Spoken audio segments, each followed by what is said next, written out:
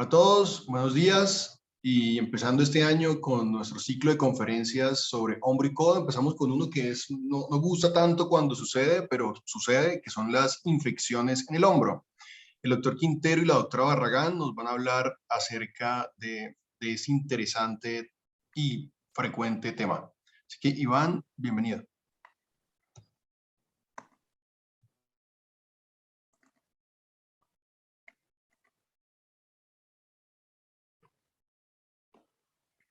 Un cordial saludo a todos, muy buenos días. Artritis séptica en el adulto, en el contexto de la infección en hombro y codo. El desarrollo del tema, como reza a continuación, vamos a hablar primero de unos aspectos de la introducción. Posteriormente, daremos un enfoque diagnóstico. Hablaremos de la artritis séptica infecciosa no protésica en relación a su epidemiología. Las bases anatómicas e histológicas para comprender la fisiopatología y posteriormente la microbiología y algunas pruebas diagnósticas para finalmente llegar a un tratamiento de esta patología.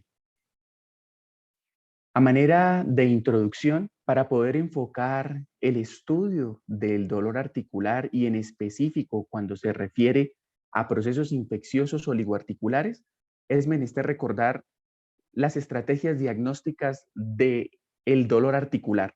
Este dolor articular puede tener un predominio en las articulaciones del esqueleto axial, es decir, en el centro, tanto lo que es pelvis, esqueleto cervical, torácico o lumbar, o articulaciones en relación a las extremidades, o una combinación de las dos, tanto esqueleto axial como esqueleto apendicular.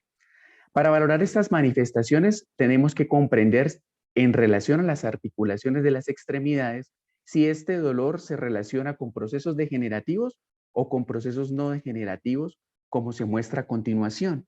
Esos procesos no degenerativos tienen dos brazos y pueden ser monoartritis o poliartritis. Cuando hablamos de las poliartritis, tenemos que comprender su localización y si esa localización es simétrica, podemos hablar de sinovitis pura. Si la localización es asimétrica, quizá una espondiloartritis. Cuando los patrones son patrones aditivos, migratorios o patrones intermitentes, podemos hablar del espectro de las enfermedades como artritis reumatoidea o lupus. O cuando hablamos en relación a su duración, estas artritis pueden ser víricas cuando principalmente son menores a 6 semanas o cuando están mayores a 6 semanas hablamos de enfermedades del tejido conectivo. Sin embargo, cuando hablamos de monoartritis o oligoartritis, podemos enfrentarnos a inflamaciones articulares producidas por microcristales, por traumatismos o por otras causas en relación a factores de coagulación. Sin embargo, en estas monoartritis existen las monoartritis infecciosas, que son la causa de una infección articular en una o más articulaciones causada por bacterias, virus, hongos o parásitos, y que tiene un espectro de categorías clínicas como se muestra a continuación. Artritis bacterianas agudas de predominio de microorganismos gram positivos o gram negativos, artritis virales como brotes esporádicos asociados al parvovirus 19 o en relación al chikungunya, o artritis infecciosa crónica habitualmente en pacientes inmunodeprimidos. Cuando pensamos en ello o en el bosquejo de las artritis en las articulaciones, específicamente monoarticulares, las principales articulaciones que se ven afectadas son las siguientes: la rodilla hasta un 60%, seguida de las articulaciones del miembro superior como hombro y codo hasta de un 10 o un 20%, y por último tendríamos la cadera y el tobillo. Es decir, que en el espectro de las infecciones monoarticulares de origen infeccioso, únicamente entre el 10 al 20% de las mismas se van a presentar en el miembro superior, tanto en hombro como en codo. Es por ello que para aterrizar este 20% en específico a hombro y codo, hablamos de una incidencia hasta de 12 casos por 100.000 habitantes y se habla que la artritis séptica de hombro es poco frecuente y puede estar desde un 8% hasta un 20% y en codo menos frecuente desde un 6% a un 9%.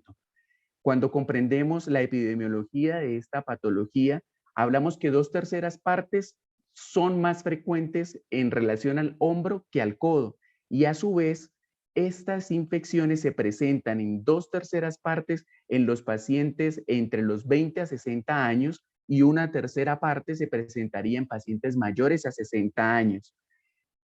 Cuando hablamos de cómo se produce este tipo de infección, hablamos de una inoculación directa de bacterias secundarias a traumatismos o por vías hematógenas. Principalmente la vía hematógena está cercana a 77% de las mismas, seguida de la continuidad o la inoculación directa, que son menos frecuentes. Los pacientes con artritis inflamatoria o algunas comorbilidades como lupus eritematoso sistémico y uso crónico de corticoides o enfermedades sistémicas como diabetes mellitus y a su vez la hipertensión son factores de riesgos predisponentes para la infección osteoarticular en hombro y codo. Y a su vez, estas enfermedades dan una carga de mortalidad y morbilidad en relación al paciente, tanto a sus patologías preexistentes como al proceso infeccioso agudo que los acusa. En este momento, para comprender en dónde nos ubicamos, hablamos de una anatomía funcional. Pasamos desde la piel, tejido celular subcutáneo y nos ubicamos a nivel de la articulación del hombro en un aspecto importante que sería el espacio subacromial en relación a las bursas, las cuales pueden ser susceptibles de inflamación. Y a su vez, en el aspecto intraarticular glenohumeral, podemos encontrar inflamación a nivel de la cápsula articular, la cual se encuentra directamente relacionada junto con la sinovial y los ligamentos estabilizadores del hombro, como se muestra en la imagen en color rosado. Es decir, que si hacemos un corte histológico de esta cápsula articular, vamos a observar algunos patrones de la cápsula articular que son los sinoviocitos tipo 1 y tipo 2, y principalmente estos sinoviocitos tipo 2 son los que nos producen el líquido articular. Este es el sitio donde se va a dar la inflamación, donde se van a producir el proceso fisiopatológico y a su vez donde, dada la adherencia de los microorganismos, tanto gram positivos principalmente, seguidos de los gram negativos por esta membrana sinovial, nos daría un proceso inflamatorio a nivel articular que podría llevar a inflamación de la sinovial, destrucción del cartílago e inflamación crónica de la articulación vía procesos de defensa contra las bacterias a las cuales nos enfrentamos. Es por ello que la microbiología de la artritis infecciosa en relación al hombro y el codo principalmente se da por los siguientes microorganismos. Hablamos de que casi 4 de 5 infecciones asociadas a nivel de la articulación del hombro o del codo están dadas por microorganismos gram positivos. El principal de ellos es el Staphylococcus aureus, seguido del Staphylo epidermidis y posteriormente el Streptococo. Y son menos frecuentes, en menos del 20%, las infecciones por gram negativos como la Salmonella, la E. coli y la Pseudomonas aeruginosa.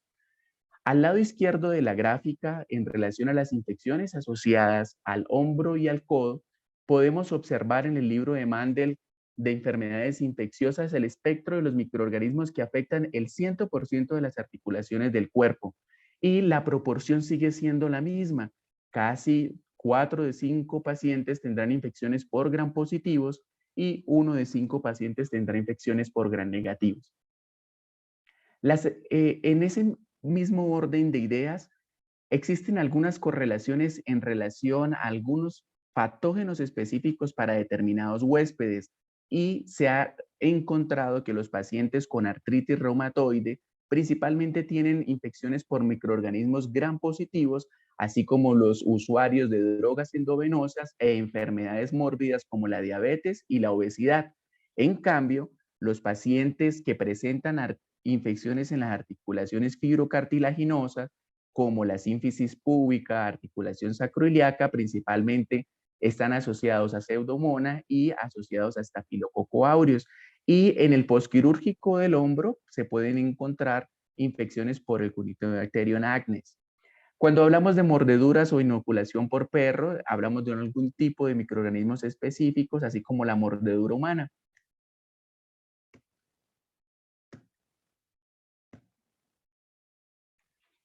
La presentación clínica de este tipo de patología difiere totalmente a lo que estamos acostumbrados a observar en pediatría. En pediatría pensamos en un enfoque agudo del proceso infeccioso. Hablamos de una instauración rápida de esta sepsis que se va a inocular en alguna articulación y que en 2 a 4 días podría comprometer una articulación. Sin embargo, en el paciente adulto, la mayoría de los pacientes presentan un dolor y una pérdida de la funcionalidad en un espectro subagudo que puede durar desde 1 a 2 semanas. En pediatría pensamos en la fiebre como un marcador importante, sin embargo, en el adulto la fiebre y el malestar general pueden asociarse o no, y no es frecuente tener fiebre, y casi la mitad de los pacientes tienen ausencia de estos síntomas de respuesta inflamatoria. Entonces, la fiebre puede estar presente en algunos pacientes, sin embargo, el espectro de enfermedad del dolor y la pérdida de la funcionalidad se da de 1 a 2 semanas.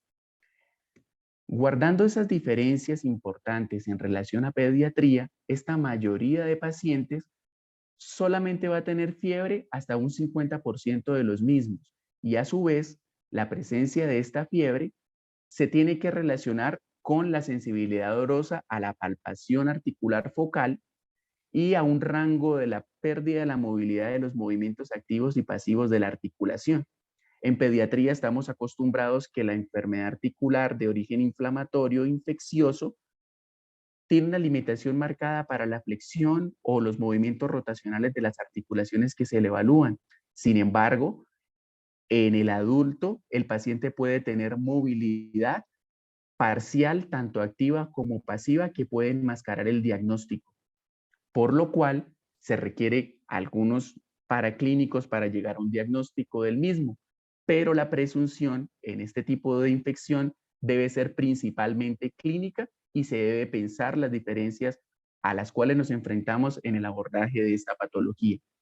Es por ende que las pruebas de laboratorio como el hemograma, la PCR y la velocidad de sedimentación globular juegan un papel importante. Se ha visto que la PCR para artritis séptica en un valor mayor o igual a 0. nanogramos por mililitro tiene una sensibilidad y una especificidad entre el 65 y el 88% con un valor predictivo positivo hasta de 5.3. Sin embargo, es importante comprender en qué aspecto de la enfermedad nos encontramos. Me explico. Recuerden que el proceso fisiopatológico en el adulto varía al del niño y podemos estar presentando sintomatología al día 10 de la enfermedad, donde la PCR ya tuvo su pico máximo, que lo tiene aproximadamente en el 5.º día y disminuye hacia el 8.º día, y la presencia de la BSG es mucho más prolongada en el tiempo e incluso puede durar hasta 4 a 6 semanas. Teniendo presente este patrón, la BSG es muy específica y muy sensible durante las 24 o 48 horas y la PCR es muy sensible y muy específica en las 8 horas del inicio del proceso infeccioso. Sin embargo, si el paciente se presenta en una etapa donde normalmente el paciente adulto siente a consultar, que sería en el día 8 y en el día 10, estos marcadores no serían tan sensibles y tan específicos. Es por ende que existen otros tipos de abordajes diagnósticos que se deben hacer. Principalmente se debe pensar y tener alta sospecha clínica en sospechar este tipo de patología desde una perspectiva de una presentación clínica a la cual no estamos acostumbrados. Y es por ello que existen unos criterios descritos desde 1987 para pensar en una artritis infecciosa en este tipo de articulaciones, principalmente para hombro y codo. Y se habla que la sospecha diagnóstica es el principal papel importante en este tipo de patología y por ende se debe llevar a los pacientes a tomas de estudio microbiológico para llevar a un cultivo de líquido sinovial o de hemocultivar al paciente, o si esos cultivos por el uso de antibióticos son negativos, pero tenemos un líquido sinovial purulento con un drenaje articular, podemos tener unos criterios de decir, este paciente posiblemente se encuentra infectado y requiere un tratamiento de su proceso infeccioso, que puede ser conservador, tratamiento médico solo con antibiótico, o un tratamiento quirúrgico, bien sea artroscópico o vía abierta.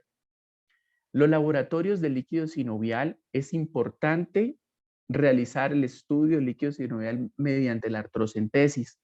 Y esa artrocentesis, en algunos aspectos al examen físico del mismo, podrían encontrarse de aspecto turbio o secreción fibrinopurulenta franca, con un recuento de neutrófilos y polomorfonucleares elevados, y tradicionalmente se habla del punto de corte de 50.000 células o mayor a 50.000 células para decir que se encuentra en un proceso infeccioso. Sin embargo, si vemos la sensibilidad de los leucocitos mayores a 50.000 para infección osteoarticular, observamos que únicamente el 62 es sensible hasta el 62%.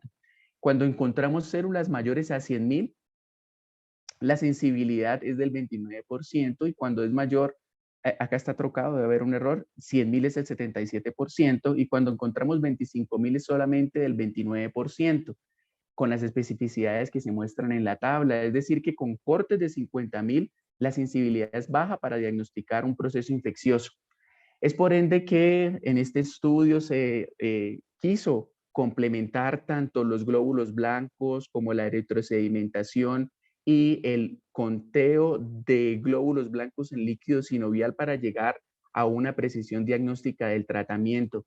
Y se habla que si que tenemos solamente leucocitosis es sensible hasta el 48%, con leucocitos en la muestra del cuadro hemático de 12.800. Sin embargo, cuando sumamos que esa BSG o eritrosedimentación es mayor de 100, más una leucocitosis, más recuentos mayores a 120.000 leucocitos en el líquido sinovial, hablamos que la sensibilidad para el diagnóstico de artritis séptica puede ser cercana al 99%. En el contexto, ¿en qué contexto estamos hablando para este diagnóstico? En el contexto de pacientes adultos mayores de 60 años que tengan algún tipo de comorbilidad, donde la principal causa de artritis séptica en el miembro superior fue el hombro. Para llegar a un diagnóstico existen otros tipos de alternativas que pueden ser costosas, pero la principal causa, la principal enfoque diagnóstico es la sospecha clínica y laboratorios sencillos como el estudio del líquido sinovial y asimismo la PCR, la BSG y la leucocitosis desde un cuadro hemático. ¿Las imágenes diagnósticas tienen cabida en este tipo de enfoque diagnóstico? La respuesta es sí, pero no son menester para llegar a una propuesta terapéutica. Me explico. Ellas ayudan al diagnóstico de una enfermedad articular previa, o si estamos buscando algún tipo de cuerpo extraño, o hay una osteomelitis o una reacción perióstica asociada. Sin embargo, ¿se cortó? Perdón. ¿Ven la pantalla? Sí, la vemos. Sí, Iván, se ve la pantalla y se escucha bien, siga. Gracias, muy amable. Bueno, ya, ahí ya no se ve la pantalla.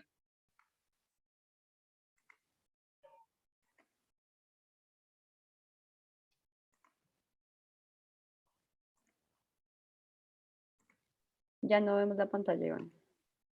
Sí. No se pudo conectar.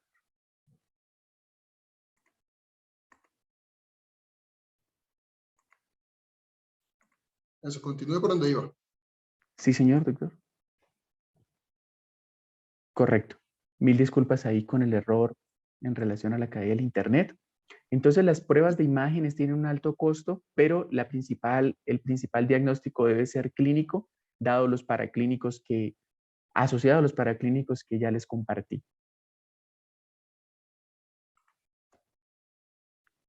Cuando nos enfrentamos a la artritis séptica y llegamos al diagnóstico en el contexto del adulto, en el Journal de la Academia Americana en el 2017 quisieron analizar 3 grupos de pacientes en una cohorte de 7.200 pacientes en el contexto de 10 a 15 años de observación, y se dieron cuenta que la mayoría de estos pacientes tenía una edad mayor de 60 años y que a su vez algunos tenían comorbilidades, otros no, y quisieron valorar los pacientes que eran llevados a tratamiento quirúrgico, los pacientes que eran llevados a tratamiento no quirúrgico y que comparaban el tratamiento quirúrgico artroscópico versus abierto en relación al desenlace con los pacientes que no fueron llevados a tratamiento quirúrgico. Dentro del estudio, los pacientes que no fueron llevados a tratamiento quirúrgico fueron aquellos pacientes que tenían diagnóstico de artritis séptica en las articulaciones del miembro superior. Sin embargo, dada su comorbilidad, es una falla cardíaca, estancia prolongada en UCI, o que el riesgo de llevarlo al procedimiento quirúrgico era más que el beneficio, fueron los únicos que no se trataron de manera quirúrgica. El resto de pacientes con diagnóstico de artritis séptica se trataron de manera quirúrgica con único procedimiento quirúrgico mediante técnica abierta, artrotomía de la articulación o artroscopia de la articulación glenohumeral y subacromial. Y encontraron lo siguiente. En los desenlaces entre la cirugía artroscópica y la cirugía abierta para realizar el lavado y desbridamiento de la articulación glenohumeral, no hay diferencias significativas y ambas fueron llevadas en un único tiempo quirúrgico con el antibiótico terapia respectiva. El volumen el cual se utilizó para realizar el lavado iba entre 12.000 hasta 20.000. 20 litros a 12 litros desde el lavado con un único, principalmente con mayor volumen en el procedimiento artroscópico. Y los pacientes que no fueron llevados a procedimiento quirúrgico, cuando se compararon con la vía abierta, presentaron una diferencia significativa en relación al desenlace con mayor comorbilidad y mayor mortalidad, pero está sesgado a que este tipo de pacientes estaban en muy malas condiciones y se encontraban en estancia en UCI.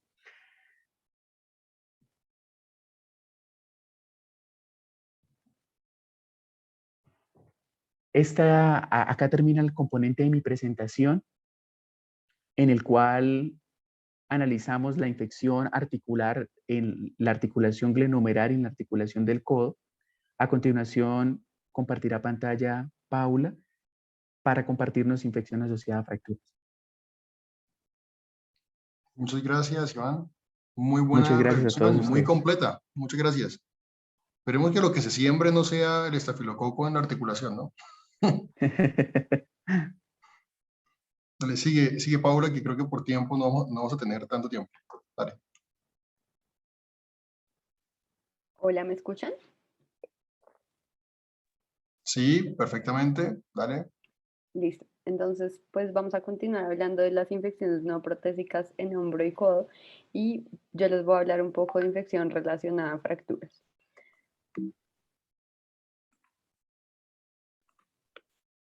Creo que no están pasando las diapositivas. Un momento.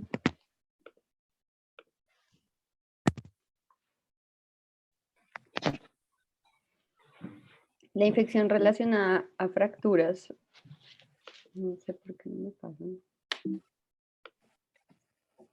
¿Ustedes están viendo mis diapositivas? Ya. La infección relacionada a fracturas es importante ya que en su incidencia alcanza hasta un 30% en fracturas abiertas y hasta un 1 a 2% en fracturas cerradas. Su recurrencia va a ser alrededor del 6%, con tasas de amputaciones que van hasta el 5%, y esto pues varía dependiendo de la extremidad, pero tiende a ser mayor en miembros inferiores y menor en miembros superiores, y genera una gran carga de enfermedad en términos de aumentadas tasas de no unión, aumento del costo del tratamiento, que se ha visto hasta casi 7 veces más del costo del tratamiento usual, aumento en el número de veces que un paciente es hospitalizado y el tiempo que duran estas hospitalizaciones, y por supuesto el compromiso en la calidad de vida del paciente. Los objetivos entonces como de esta parte de la presentación es evaluar un poco a la luz de hoy en día cuáles son los criterios diagnósticos para hablar de infección relacionadas a fracturas, hablar un poco del tratamiento y la importancia del seguimiento. En términos de diagnóstico, pues lo que se ha visto comúnmente es que desde, no sé, como desde el 96 en los papeles se describía que es sorprendente que cuando se habla de infección no existe una definición para la misma. Incluso pues hablan de que hay una revisión sistemática en donde se confirma que solo un 2% de los ensayos clínicos aleatorizados que hablan de infección en fracturas describen como tal cuál es la definición que utilizan para infección. Entonces, como la ausencia de una definición clara, como sucedía antes con la infección periprotésica, y antes me refiero pues relativamente reciente, e igual que sucedía también con el pie diabético, pues ha hecho que las sociedades a nivel del mundo hayan querido tratar de definir mejor todos estos términos variables que utilizamos de manera indistinta, como osteomielitis, osteitis, y como consolidarlo en el término de infección relacionada a fractura. Y pues lo interesante de esto es que trataron de hacerlo de manera que fuera muy sensible para que incluyera todas las infecciones relacionadas a fracturas sin tener en cuenta otro tipo de clasificaciones, incluyendo las localizaciones anatómicas. Tampoco tuvieron en cuenta pues como patrones de fractura, el compromiso de los tejidos blandos, sino simplemente trataron de crear una definición en donde estuvieran abarcadas todas las infecciones relacionadas a fracturas. Entonces, pues este fue el consenso que se realizó en 2018, y lo que hicieron ellos fue determinar unos criterios confirmatorios que van a ser la presencia de fístula, la presencia de drenaje purulento o pus ya cuando se hace un procedimiento quirúrgico, el crecimiento microbiano en mínimo 2 muestras de tejido profundo, y esto incluye no solo pues el cultivo de los tejidos, sino también el cultivo de los materiales en términos de sonicación de material de osteosíntesis. Y el otro criterio confirmatorio pues fue una confirmación por identificación histopatológica del germen, y definieron unos criterios sugestivos. Entonces, en los criterios sugestivos vamos a tener o los otros signos clínicos que pues típicamente nos alertan de infección cuando pues tenemos un paciente en un postoperatorio con enrojecimiento, rubor, calor de la herida. También vamos a tener unos signos radiográficos. El crecimiento microbiano en una muestra de tejido profundo se va a considerar como un criterio sugestivo, y deben ser 2 para que se considere como un criterio confirmatorio. La elevación de reactantes de fase aguda, que vamos a hablar ahora un poco de eso. La aparición de un drenaje nuevo, persistente o en aumento en contexto de un paciente pues, que haya sido llevado a una fijación por fractura, y una fusión articular de reciente aparición. Entonces, estos son los 2 grupos de criterios que ellos determinaron para hacer el diagnóstico, y es interesante ver cómo pues ellos, los signos clínicos, los únicos que consideraron patognomónicos a partir de una revisión de la literatura previa, de lo único que había sido como un patognomónico para infección, había sido la presencia de fístula, o pues lo que se conoce como sinus tract. Incluye también, digamos, compromisos de la herida en donde tengamos exposición ósea o tengamos exposición del material de osteosíntesis, y la presencia de drenaje purulento, eso es cuando tenemos una herida que está drenando pus y nos llega a urgencias, o cuando ya tenemos el paciente en cirugía y drena pus. Todos los demás signos clínicos, como los que les mencionaba ahorita, tanto locales como sistémicos, incluyendo por ejemplo la fiebre, como decía Iván, pues no van a ser patognomónicos como para confirmarlo, como para considerar los criterios confirmatorios. Eso en términos de signos clínicos. Hablando un poco ahora de la parte paraclínica, pues tenemos los reactantes de fase aguda que se han estudiado siempre como en relación a su valor para diagnóstico de infecciones. Entonces, en este caso, pues encontré este artículo del 2018 en donde se estudiaron 168 pacientes con infección asociada a fracturas, diagnosticada por el aislamiento microbiológico, y eso fue más o menos un seguimiento de 9 años, y se evaluó los valores de diagnósticos para el conteo de leucocitos, la eritrosedimentación y para la proteína C reactiva con estos hallazgos. Entonces, como ven, el valor más alto para todos va a ser el valor predictivo negativo, pero en términos de sensibilidad y valor predictivo positivo, tanto el conteo de glóbulos blancos como la BCG y la PCR van a tener muy malos valores diagnósticos, o pues limitados, como lo dice título del estudio, de modo que lo que concluyen ellos es que debemos hacer una interpretación muy cuidadosa de los resultados cuando nos enfrentemos a ellos, y tenerlos entonces dentro de los criterios sugestivos, más no dentro de los criterios confirmatorios. Y para lo que sí nos pueden servir los reactantes de fase aguda es para el seguimiento de los pacientes, en particular la PCR. En términos de imágenes, entonces sabemos pues que tenemos disponibilidad de diferentes métodos de imágenes donde pues la radiografía va a ser, digamos, el más disponible, de bajo costo.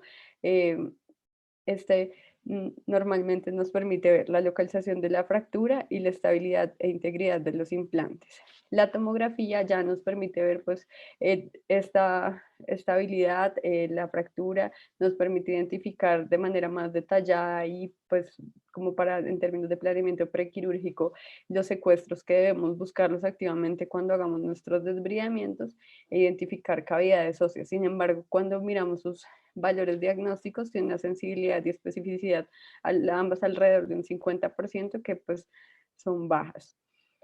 La otra imagen que tenemos disponible es la resonancia magnética. Es muy buena en el sentido que nos permite detectar el compromiso óseo de los tejidos blandos y nos permite identificar cambios morfológicos, nos permite identificar presencia de colecciones, abscesos. Sin embargo, también está limitada ya que no permite diferenciar claramente entre procesos de inflamación, cicatrización y, como sabemos, pues los materiales de osteosíntesis nos pueden generar artefactos que van a hacer más difícil la interpretación de la imagen en resonancia magnética.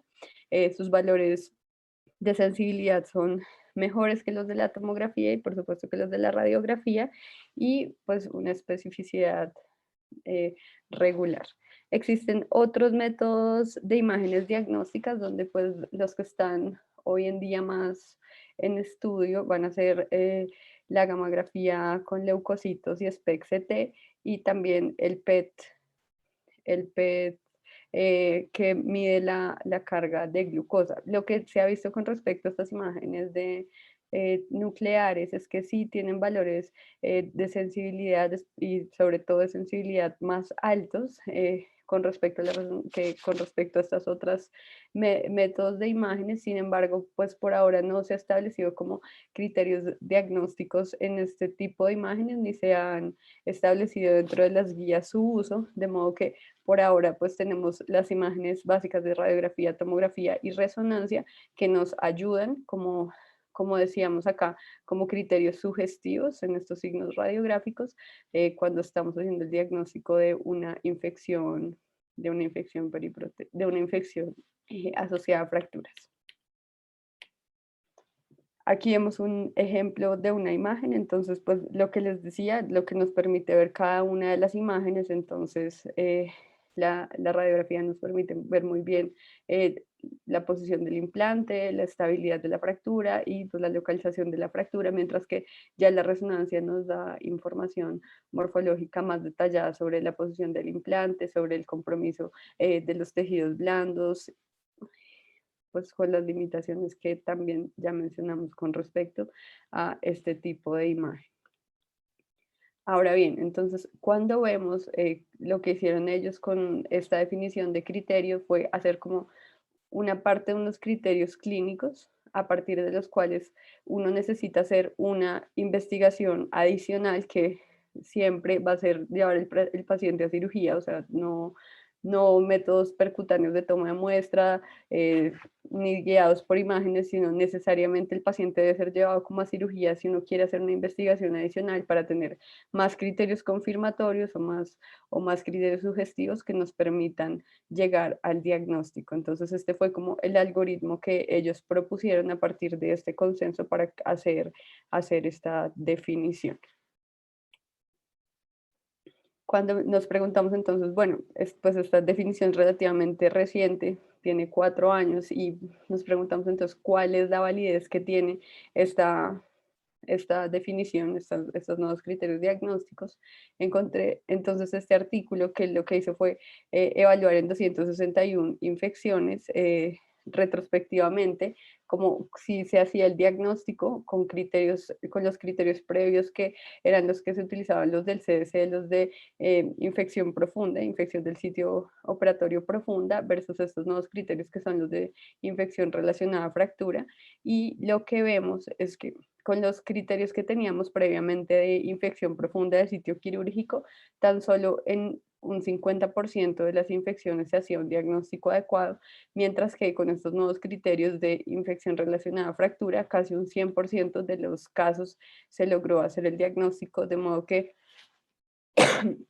destacan la importancia de estandarización en esta definición para el diagnóstico, también por lo que les mencionaba previamente del uso de terminología incierta y la falta de definición en los estudios clínicos aleatorizados, que decíamos que solo un 2% de ellos mencionaban la definición cuando hablaban de infección.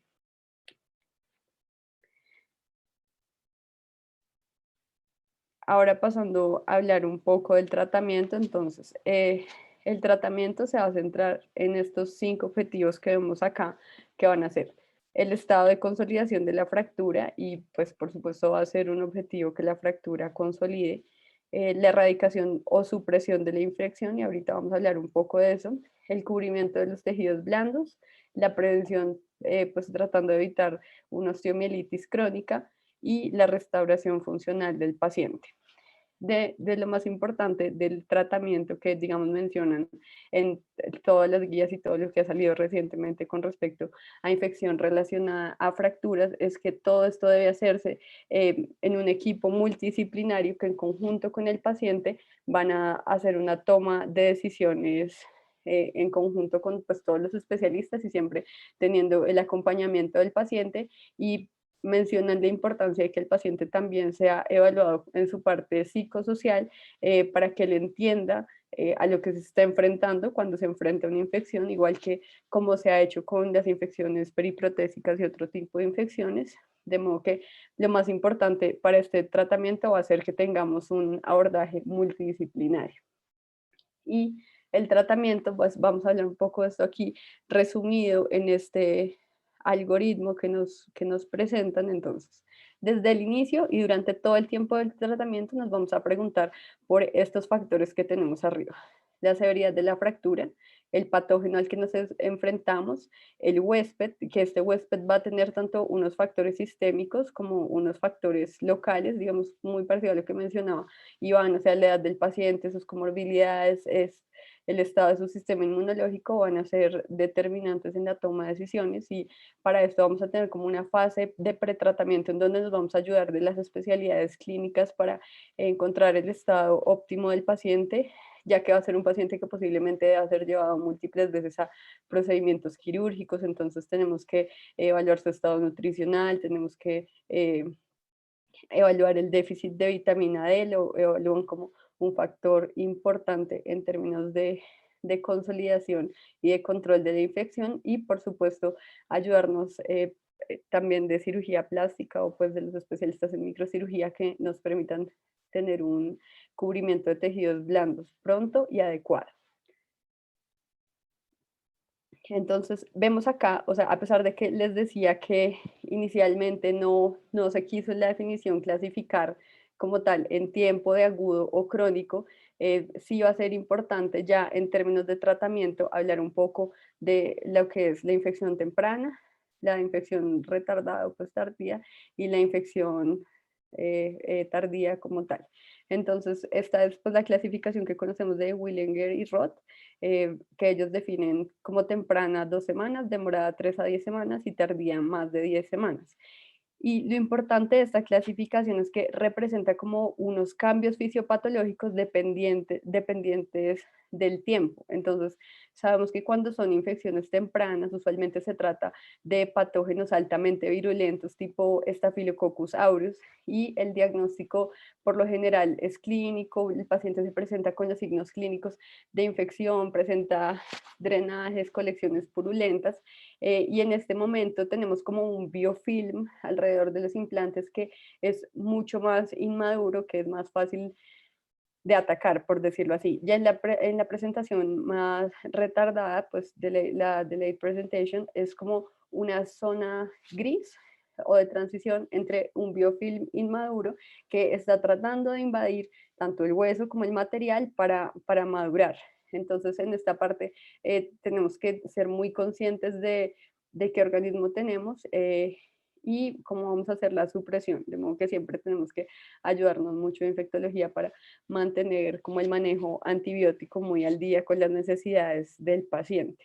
Y ya hablando pues como de las infecciones tardías, entonces en términos de fisiopatología, pues esto ya va a ser un biofilm mucho más maduro, que ya se ha instaurado, que va a ser mucho más difícil de suprimir o de controlar esa infección, y por supuesto vamos a necesitar en estos casos mucho más desbridamientos radicales y remoción de implantes, porque ya va a ser muy difícil atacar ese biofilm que se ha creado alrededor de los implantes. Entonces, pues vean cómo cambia todo dependiendo del tiempo, que aunque la definición como tal no incluye el tiempo, sí va a ser muy importante esta clasificación en términos de toma de decisiones. Por ejemplo, en las etapas más tempranas siempre vamos a tender hacia la retención de los implantes, mientras que en las etapas tardías, donde por lo general tenemos consolidación de las fracturas o en caso de no tenerla,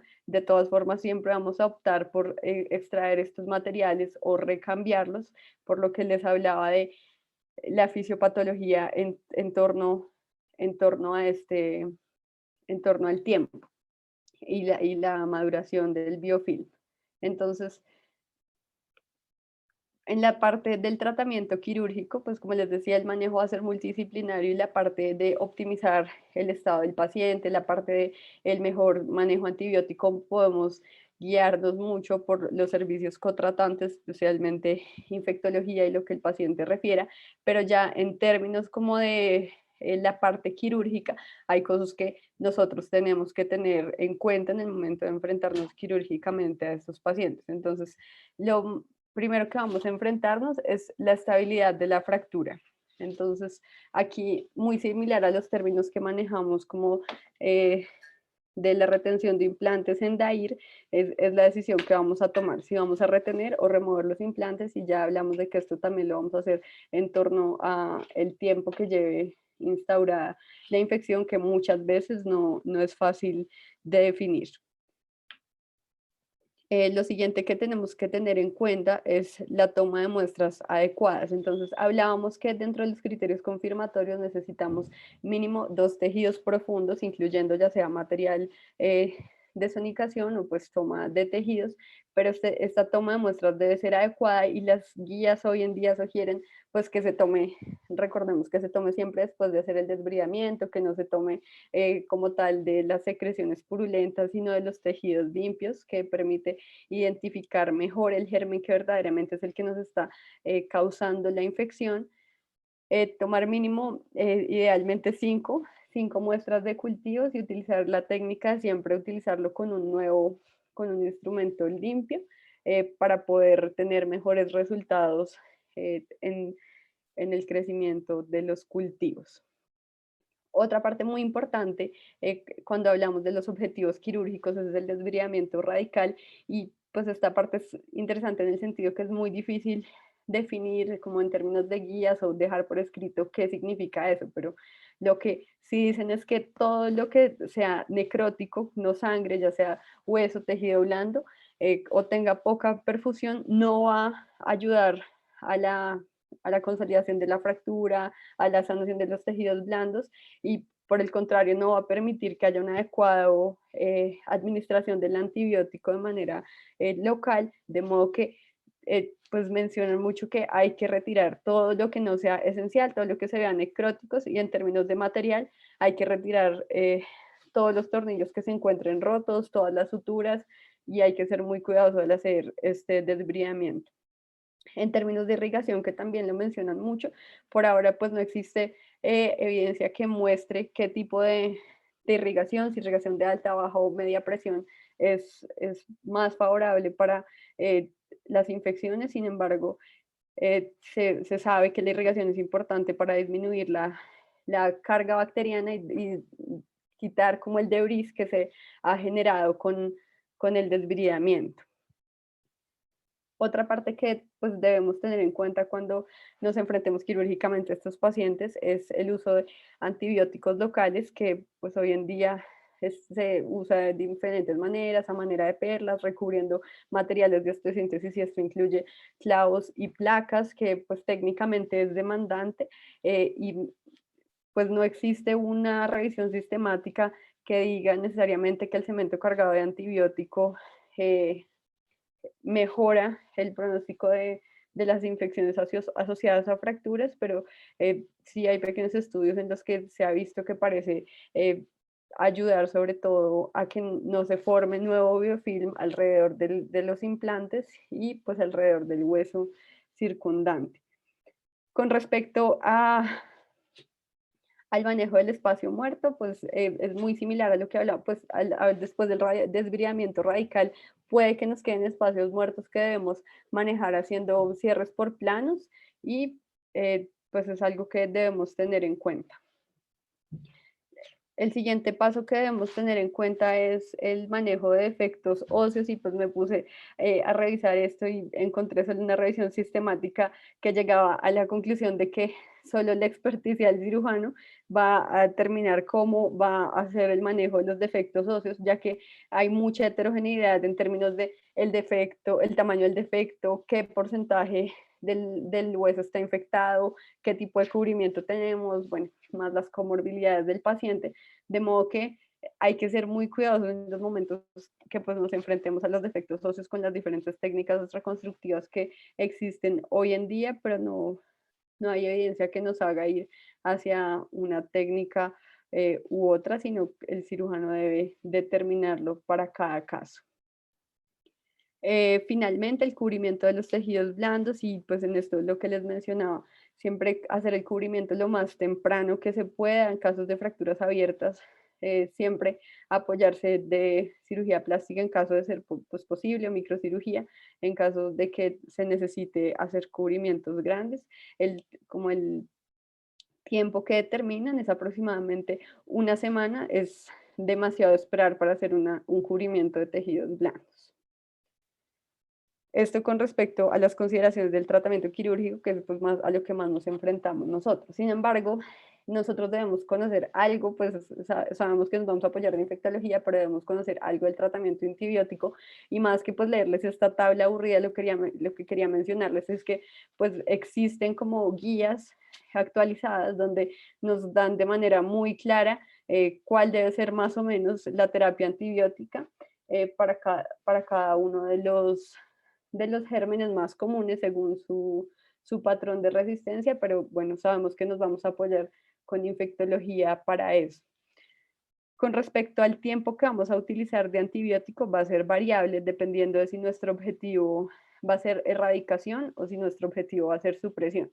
Si nuestro objetivo va a ser erradicación y hicimos retiro de los materiales, el tiempo antibiótico es aproximadamente de 6 semanas, mientras que si queremos hacer erradicación, pero hicimos retención del implante, el tiempo antibiótico debe ser alrededor de 12 semanas.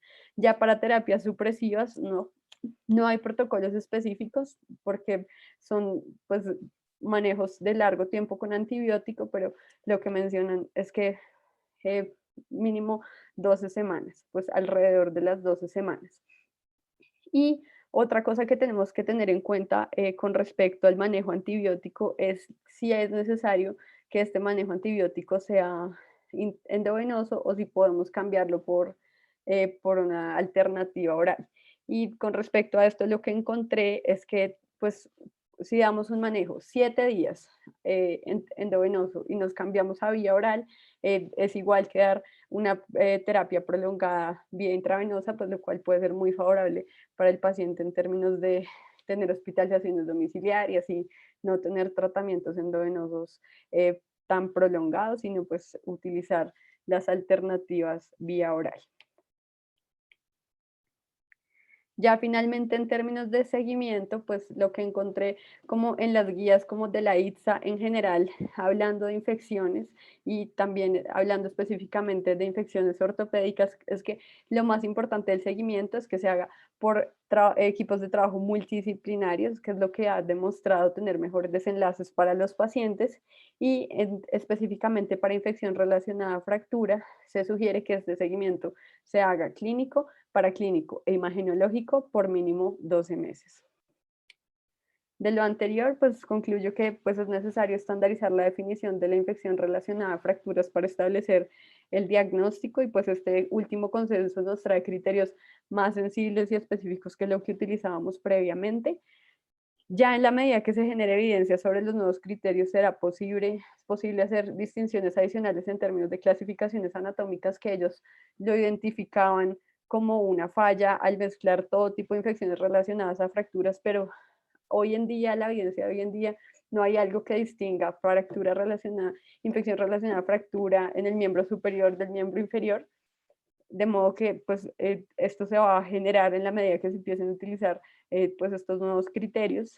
El tratamiento pues debe ser individualizado para cada paciente, siempre siguiendo los objetivos y los principios que les mencioné, teniendo en cuenta pues las consideraciones especiales para el tratamiento quirúrgico y el trabajo de equipos multidisciplinarios durante todo el seguimiento del paciente para tener mejores desenlaces.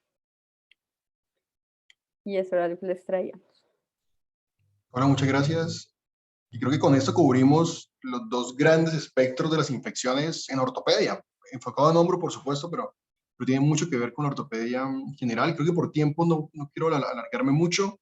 Si alguien tiene alguna pregunta, hágala. Yo sí la tengo. Paula, en la revisión, y Iván, que ustedes hicieron, ¿encontraron algo de la interleuquina 6 o de la procalcitonina como valor en hombro? Doctor, yo busqué específicamente y no. Dicen que Okay. todavía no tiene suficiente evidencia y pues mucho menos costo-efectividad. Y digamos que es, o sea, eso lo encontré en general para infecciones osteoarticulares, pero en términos de hombro y codo no encontré Ah, nada. sí, yo tampoco tengo eso muy claro en la cabeza, por eso les pregunté. Porque uno lo utiliza, de hecho en la fundación lo pedimos, pero más por la parte general de las infecciones que por saber que es específico para el hombro. Sí, ¿Alguien señor, tiene? y tiene más valor en prótesis. Sí, eso iba a decir, eso les iba a decir. Yo creo que esos dos marcadores son muy útiles en infección periprotésica, pero en infección no protésica, yo creo que no tienen ninguna utilidad. Sí, de hecho ya lo vivimos con nuestra paciente de diciembre que tenía esto negativo y bueno, pues quién sabe. Sí. Ok, creo que no hay más preguntas o el doctor Rojas tiene alguna pregunta, si no dejamos o comentario. No, yo estoy ¿No? bien. No, ¿Listo? muchas gracias por las Nos charlas muy vemos. completas. Muy completa, sí es cierto, muy completa. Muchas gracias, Súper chévere, Paulina. nos vemos la próxima semana. Chao a todos, buena semana a todos. Chao. Chao, doctor. Bien, chao.